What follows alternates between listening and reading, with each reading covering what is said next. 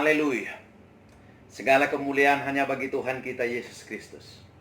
Dalam pertemuan kita kali ini saya ingin berbicara tentang mengenal Allah secara benar. Di dalam Yeremia pasalnya yang ke-9 ayat 23 dan 24 berkata, beginilah firman Tuhan, janganlah orang bijaksana bermegah karena kebijaksanaannya. Janganlah orang kuat bermegah karena kekuatannya. Janganlah orang kaya bermegah karena kekayaannya. Tetapi siapa yang mau bermegah, baiklah bermegah karena yang berikut, bahwa ia memahami dan mengenal aku, bahwa akulah Tuhan yang menunjukkan kasih setia, keadilan, kebenaran di bumi. Sungguh semuanya itu kusukai. Demikianlah firman Tuhan. Ada dua ayat firman Tuhan yang kita pelajari saat ini adalah bagaimana sebetulnya Tuhan itu mengingini, menyukai. Ada satu keinginan di hati Tuhan supaya manusia mulai bangga tentang pengenalan akan Tuhan. Tetapi ada tiga hal yang Tuhan lihat yang menjadi permasalahan yang berat sedang terjadi dalam kehidupan manusia.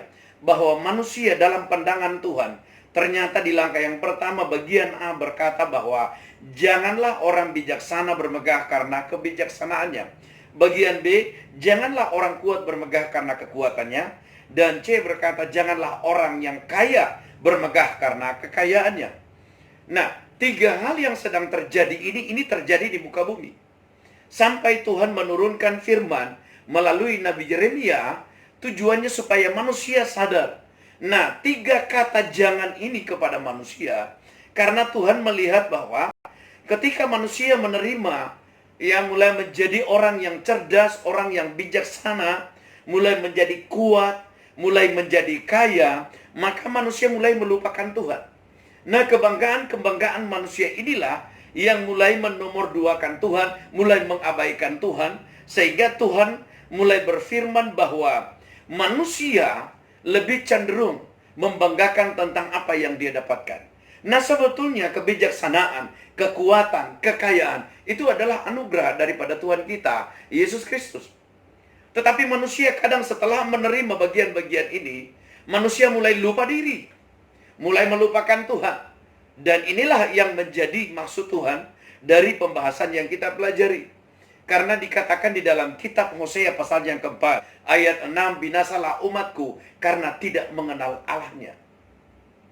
Saya percaya firman ini dapat disampaikan oleh karena manusia semakin sibuk dengan keadaan dunia ini, manusia lebih cenderung mencari yang namanya supaya terkenal, supaya menjadi kuat, supaya menjadi kaya. Manusia mulai melupakan tentang Tuhan Allahnya.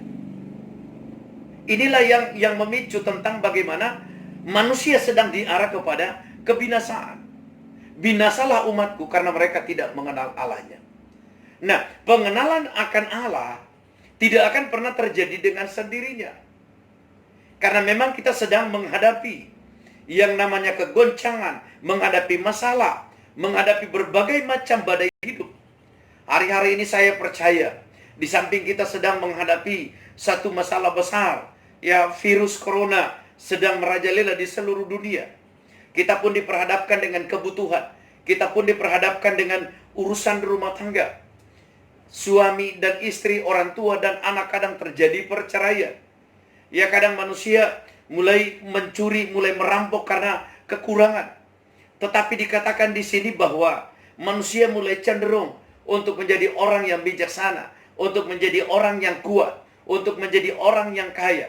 Dan akhirnya dari tiga masalah ini, manusia mulai merasa bangga dengan apa yang dia dapatkan. Nah, jangan heran kalau hari-hari ini Tuhan sedang menyatakan karyanya, sedang menyatakan kecemburuannya. Kalaupun saudara hari-hari ini, ya, corona virus ini mulai merajalela, apakah kekayaan kita dapat menahannya? Apakah karena kita kuat ada orang yang kebal terhadap virus ini? Apakah karena dia saking cerdasnya, dia bisa menipu virus, saudara? Tidak ada manusia yang kebal. Nah, kenapa hal ini Tuhan izinkan terjadi? Ini karena Tuhan punya kerinduan agar manusia menyadari, agar manusia bertobat dari sifat kesombongan, dari sifat kebanggaan dirinya. Manusia lebih cenderung untuk dipuji, saudara. Dan ini merupakan satu perasaan hati Tuhan, bahwa Tuhan tersakiti Ya, karena dia mengingini rohnya yang ditempatkan kepada manusia. Roh bijaksana, roh kekuatan, roh yang membuat engkau punya kemampuan untuk mengelola kekayaan. Bukan berarti bahwa ketika engkau diberkati, bukan berarti ketika engkau kaya, bukan berarti ketika engkau mulai kuat, bukan berarti ketika engkau mulai cerdas dan pintar, engkau mulai membelakangi Tuhan. Nah, satu hal yang perlu saya tekankan kali ini, saudara, bahwa Tuhan berkata jangan. Nah, jangan berarti itu sebuah larangan yang sangat keras, bahwa di mata Tuhan, orang yang mulai menyombongkan diri, orang yang mulai memegahkan diri, oleh karena keuangannya mapan, oleh karena dia kuat, oleh karena dia cerdas, dia lebih pintar dari yang lain, maka dia mulai bangga, mulai memandang rendah orang lain, dan inilah menyakitkan hati Tuhan. Nah, perhatikan, sebetulnya ada keinginan-keinginan hati Tuhan, seperti dikatakan di dalam Efesus 1 ayat 17. Dan meminta kepada Allah Tuhan kita Yesus Kristus, yaitu Bapa yang mulia itu, supaya ia memberikan kepadamu roh hikmat dan wahyu untuk mengenal dia dengan benar. Yang menjadi doa dari Rasul Paulus kepada jemaat di Efesus, supaya jemaat di Efesus itu meminta kepada Allah, kepada Tuhan, supaya Tuhan itu memberikan kepada kita, ya, kepada jemaat yang ada di Efesus, roh hikmat dan wahyu untuk mengenal Allah secara benar, ya, atau mengenal Dia, Yesus Kristus, dengan benar. Oleh karena pengenalan yang salah, saudara, ya, manusia mulai membelakangi Tuhan dan merasa bahwa apa yang dia dapatkan itu karena Tuhan, ya, itu karena Tuhan. Nah, perhatikan di dalam Galatia pasalnya keempat ayat 9 berkata seperti ini. Tetapi sekarang sesudah kamu mengenal Allah, atau lebih baik sesudah kamu dikenal Allah, bagaimanakah kamu berbalik lagi kepada roh-roh dunia yang lemah dan miskin dan mau mulai memperhambakan diri lagi kepadanya? Nah, di bagian yang kedua, saya ingin menjelaskan ini bahwa manusia ternyata, bahwa ketika mereka sebetulnya menerima roh pengenalan, kita mengenal Allah kita, manusia lebih cenderung lagi kembali kepada dunia. Nah, apa yang dikatakan di langkah yang pertama, ya, di dalam Yeremia 9 tadi, itu berbicara bahwa 3 permasalahan ini muncul, ya, bukan berarti bahwa firman ini disampaikan kepada orang bukan orang Israel. Orang Israel adalah bangsa yang mengenal Tuhan, yang mengalami keajaiban dan mujizat apa yang tidak pernah terjadi di bangsa Israel. Segala keajaiban, laut terbelah, sungai itu bisa putus berbalik ke hulu, dan ada banyak hal yang sedang terjadi. Orang mati bangkit, ya, Tuhan sanggup membuka tanah menelan orang yang berontak. Dan ada banyak mujizat yang besar yang Tuhan sedang lakukan kepada bangsa Israel. Namun bangsa ini, saudara, bangsa ini seperti dikatakan dalam Galatia 4 ayat 9. Tetapi sekarang sesudah kamu mengenal Allah, atau lebih baik sesudah kamu dikenal Allah, bagaimanakah kamu berbalik lagi kepada roh-roh dunia yang lemah dan miskin, dan mau mulai memperhambakan diri lagi kepadanya. Ini sebuah peringatan, karena manusia ternyata jemaat yang ada di Galatia, orang jemaat Tuhan yang mengenal Allah, tetap masih kembali lagi kepada roh-roh dunia yang lemah dan miskin, dan mau memperhambakan diri lagi kepadanya. Inilah yang membinasakan, ya. Hosea 4 ayat 6, membinasalah umatku karena tidak mengenal Allahnya. Nah, sebetulnya, ya, bukan berarti bangsa Israel tidak mengenal Tuhan. Tuhan itu terlalu nyata melakukan keajaiban bagi bangsa ini. Tetapi manusia mulai dibutakan, ya, manusia mulai dibutakan oleh rasa bangga, rasa kesombongan diri, kecongkakan. Mereka merasa bahwa apa yang dia dapatkan, seperti yang dikatakan oleh kitab Yeremia, bahwa manusia mulai berbangga karena dia bijaksana, manusia mulai bangga karena dia kuat, manusia mulai bangga karena dia kaya. Nah, kekayaan sanggup menutup mata hati manusia. Hati manusia mulai ditutup oleh karena kekuasaan, punya jabatan, punya harta benda yang cukup banyak. Dia lebih cerdas dan pintar dari yang lain. Akhirnya dia merasa bahwa segala sesuatu yang dia dapatkan, ya, yang dia dapatkan itu lebih dari orang lain. Nah, ini tiga masalah yang membuat hati manusia itu tertutup. Pengenalan akan Allah seperti hilang. Makanya Tuhan berkata, jangan pernah engkau bangga dengan apa yang Anda dapatkan. Nah, saya percaya, saudara, Ya, Bapak Ibu Saudara yang sedang mendengar apa yang saya sampaikan. Ada banyak kebanggaan yang sedang terjadi. Hari-hari ini kita sedang berusaha, berjuang. Yang punya sepeda motor ingin dapatkan mobil. Yang punya mobil ingin dapatkan mobil yang lebih mewah lagi. Nah, yang punya mobil mewah pengen punya pesawat, saudara. Nah, pesawat yang punya satu ingin memiliki sekian banyak jet yang mereka dapatkan. Manusia tidak mengalami kepuasan. Nah, kenapa hal ini terjadi? Karena manusia ingin supaya dihormati, dibanggakan oleh banyak orang, ingin terkenal. Dan itu yang dilarang oleh Tuhan. Itu yang dikecam oleh Tuhan.